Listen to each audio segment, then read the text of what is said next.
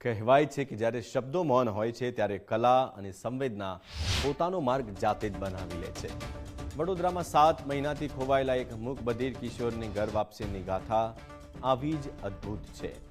માત્ર ચિત્રકામની કળાના આધારે તંત્રએ તેને રાજસ્થાનના તેના વતન સુધી પહોંચાડ્યો છે। વડોદરા રેલવે સ્ટેશન પર ગત ઓક્ટોબર મહિનામાં આરપીએફને એક 14 વર્ષનો અજાણ્યો કિશોર મળી આવ્યો હતો। દિવ્યાંગતાના કારણે તે પોતાની ઓળખ આપી શકતો ન હતો, જેથી તેને દીપક ફાઉન્ડેશનના ચિલ્ડ્રન હોમમાં આશરો આપવામાં આવ્યો। પરંતુ તે કાગળ પર જે ચિત્રો દોરતો હતો તે તેની ઓળખ અપાવવાના હતા। અધિકારીઓએ નોંધ્યું કે તેના ચિત્રોમાં રાજસ્થાની શૈલી અને પરંપરાઓની છાંટ જોવા મળે છે।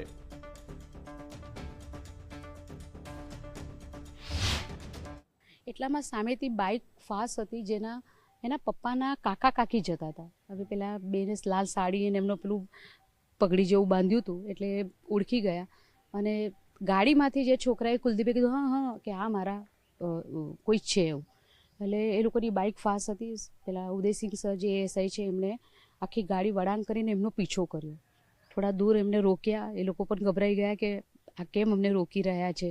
પછી જ્યારે બાળક ગાડીમાંથી બહાર નીકળ્યો કુલદીપ, તો એના પપ્પાના કાકા એકદમ આમ આઘાત જેવું થયું કે 7 મહિનાથી જે છોકરાને શોધી રહ્યો છે કુલદીપ, અને એને ભેટી પડ્યા અને તે ત્યાં એ જે દ્રશ્યમ હતું ને અમે બધા જ રડી પડ્યા। કારણ કે કેટલા છેલ્લા 7 મહિનાથી એવું હતું કે બાળકના માતા પિતા ચંપલ વગર ફરતા હતા, ઘણી બધી એક ટાઈમ જમતા હતા, અને જ્યારે બાળક ખોવાઈ ગયું તો એમનું જે માવલી ગડોલી ગાંવ જે છે, ગડોલી ગાંવ એ 1 મહિનાથી બાળકને બધા ગામના લોકો શોધતા હતા।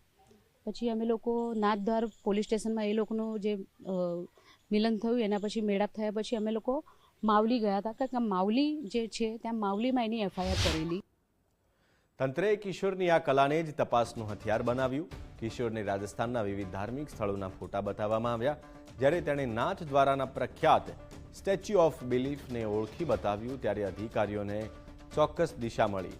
કાઉન્સિલરોની ટીમ તેને લઈને નાથદ્વારા પહોંચી, જ્યાં રસ્તામાં જતા તેના પિતાના સંબંધીઓને ઓળખી કાઢતા 7 મહિનાની અજ્ઞાત યાત્રાનો અંત આવ્યો।